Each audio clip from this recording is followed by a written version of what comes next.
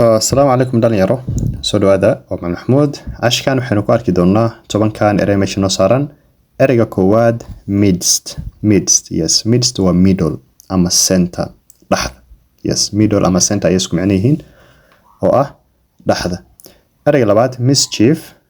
mar qaarna la dhaho mischievous dad baa mischievous u akhri laakiin waa mischievous anyways ereyga meesha noo saaran waa mischief waa qof cayaar badan qof yani qas iyo lab badan yes the kids caused mischief caruurta aad bay u cayaar badnaayeen ereyga saddexaad misery waa murugo weliba murugo aad ayaa la yidhahdaa misery he lived in misery wuxuu ku noolaa yani nolol murugo ah sorrow iyadana waa murugo farxadana waa taqaanaa waa happiness ama joy okay ereyga afraad mock waa qofkii inaad ku jeestid ku cayaartid you make fun of someone wax wanaagsanna maaha yes to tease someone ayaa la yidhahdaa mock for example don't mock others yani dadka ku jeesina ku cayaarin okay ereyga shanaad mode waa method qaabka wax loo sameeyo yes yani qaabka aad wax u sameysid the way to do something or a way of doing something ayaa la yidhahdaa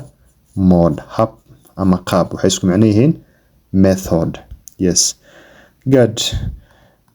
for example learning mode helps students something like that okay ereyga lixaad moderation waa dhexdhexaad yes inaad dhexdhexaadisid isku dayid inaad controlshid ama balance gareysid for example he practice moderation isku day inuu dhexdhexaad ahaado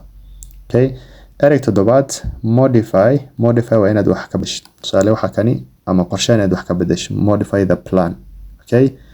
the teacher modifies the rules macalinku wuxuu wax ka bedelay shuruucda marka modify waa to change something slightly waxay isku macno yihiin adjust oo iyadana bedelid ah ama haddii kale alter iyadana waa bedelid yes don't alter the plan qorshaha bedelin okay ereyga siddeedaad mushroom af Soomaaligiisu anigu ma hayo but waa nooc ka mid ah geedaha aad buuna maxay ahaydee u koraa bayday xayawaan geedkan qaasatan markuu roobka da'ayuuna koraa inagu waxaan dhihi jirnay what is it called barat of army something like that I don't have its word waxaan jeclaan lahaa inaad googlaha ku qortid deedna geedkaas qaabka u eegi aad aragta mushroom yes sometimes mushroom waxaa loo isticmaalaa wax markay dhaqso u koraan for example when something increase quickly ama grow quickly iyadana mushroom waa dhihi karaa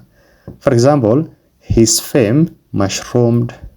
mushroomed it means his fame increased quickly yani caanimadiis dhaqsay kortay ama this town mushroomed rapidly magaaladan si dhaqso leh u kortay marka mushroom geedkaasna waa la yiraahdaa ficilkaas kaloo ah inay wax dhaqso u korana waa la dhihi karaa okay ereyga sagaalaad myth waa sheeko khuraafaad sheeko baralay sheekooyinka khuraafaadka ah ee aan runta ahayn ayaa la yiraahdaa myth ereyga ugu dambeeya tobanaad no ereygan waxaa u maleynayaa wax isla socday neither no okay so for example he did not call no write imana aanu soo wicin waxna imaanu soo qorin it's a conjunction waa xiriiriye qaasatan correlative conjunction neither nor either or qaabkaas bay ahayn cashkan intaas ayuu ka egyahay keep learning and have a good day bye bye